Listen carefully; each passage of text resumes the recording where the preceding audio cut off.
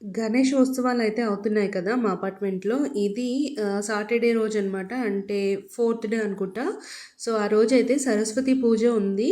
అందరూ ఒక శారీ కోడయితే పెట్టుకున్నారు. గ్రీన్ కలర్ శారీ అని చెప్పి. బట్ నాకైతే ఆ రోజు ఆ శారీ అయితే కట్టుకోవడం కుదరలేదు. చాలా మందికి అదే ప్రాబ్లమ్ వచ్చిందనమాట.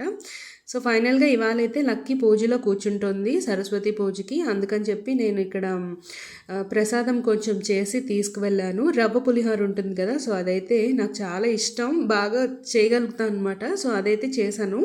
ఇంకా ప్రసాదాలు అవి లాస్ట్ షార్ట్‌లో పెట్టినప్పుడు ఆ కొంచెం శనగలు సరిపోతాయా అని అడిగారు ఎవరో. యాక్చువల్‌గా సరిపోవు. కానీ ఏంటంటే అపార్ట్మెంట్ ఫ్లాట్స్‌లో ఉన్న వాళ్ళందరూ కూడా ఆ రోజు మహానైవేద్యానికి కొంచెం కొంచెం కొంచెం ఏదో ఒక ఐటెమ్ చేసి తీసుకురావాలి అని అనుకున్నారనమాట. సో, అందుకు చాలా కొంచెం క్వాంటిటీలో అందరూ తీసుకురండి అని చెప్పారు. అందుకు ఆ రోజు శనగలైతే అంత కొంచెం క్వాంటిటీలో ఇచ్చాను. బట్ అవి కూడా మిగిలిపోయాయి. సో, ఇవాళైతే నేను రవ్వ పులిహోర అయితే చేశాను. ఇంకా లక్కీ అయితే చక్కగా ఇవాళ సరస్వతి పూజ చేసింది. అందరు పిల్లలు వచ్చి మంచిగా కూర్చుని పిల్లలందరితోటి చాలా బాగా చేయించారు.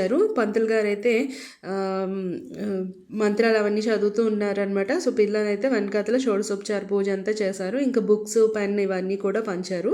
సో, లక్కీ అయితే వెరీ హ్యాపీ అనమాట. ఇంకా ఈ పూజ కూడా చాలా బాగా జరిగింది. అందరు పిల్లలు మంచిగా అలా కూర్చుని పూజ చేస్తూ ఉంటే కళ్ళకి చాలా హాయిగా అనిపించింది నిజంగా. ఎందుకంటే పిల్లలకి అసలు టైమే ఉండట్లేదు కదా! ఈ మధ్య కాలంలో. దేవుడికి దండం పెట్టుకోవాలన్నా కూడా వాళ్ళ బిజీ స్కెడ్యూల్ అయిపోతుంది. ఆల్మోస్ట్ ఇలాంటి స్కెడ్యూల్‌లో కూడా పాటించే వాళ్ళు ఉంటారు. కాకపోతే మన పిల్లలు నా నా కూతురు విషయానికి వచ్చేసరికి అలా అవ్వదనమాట. పొద్దున్నే లేచి అది రెడీ అయ్యేసరికే ఆల్మోస్ట్ టైం అంతా అయిపోతుంది. బట్ వాళ్ళ తాతగారు ఏంటంటే అలాంటి స్కెడ్యూల్లో కూడా రోజు ఒక పువ్వు అయితే భగవంతుడికి దక్షిణామూర్తికి ఎస్పెషల్లీ పెట్టి నువ్వు స్కూల్కి అయితే బయలుదేరు అని చెప్పి చెప్పేవారనమాట. సో, అలా లక్కీకి అలవాటైంది. ప్రతిరోజు స్కూల్కి వెళ్ళే ముందు ఒక పువ్వు తీసుకుని భగవంతుడి దగ్గర పెట్టి దండం పెట్టుకుని వెళ్తుంది. అది చాలా మంచి అలవాటు.